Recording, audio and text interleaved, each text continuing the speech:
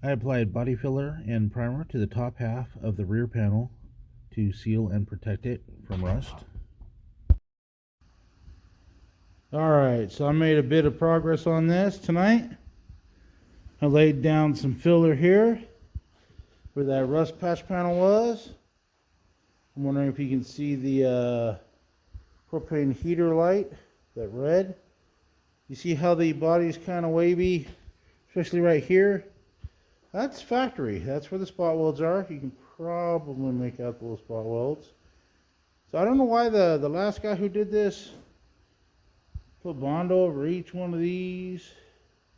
Tried to make it flat like your race car, painted it black. I don't know. I'm really happy with this. This came out awesome. My little bead roller did a good job there. I also did this one here. I still got to put filler on this and clean that up, but I want to try to re-tap these. It's Bondo with a thread. So it's like a thread nut or a nut shirt. That some of you just put Bondo in. I don't like that because it gets pores, creates rust. So I want to clean that up.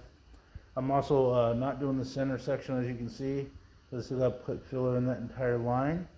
You see, I did the top end of this, so I'm happy with how it's going to look. It's going to look freaking awesome. But I'm going to fix that, finish that, and clean up that line before I finish that. The reason I'm putting filler on this is I don't want what I got done rusting. Or not filler, primer on all this. I had all this as bare metal on top. I'm done with it, so I wanted to seal it. So it's going to look cool. I think everybody can agree. If not, let me know. I'd be curious what your opinion is.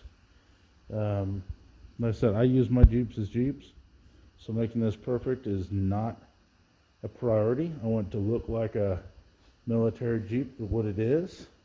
I did leave the bullet hole in it. I'm 90% sure that's a bullet hole. So I left it in there. I'm going to put one more coat of primer on before I call today done. You guys all have a good day.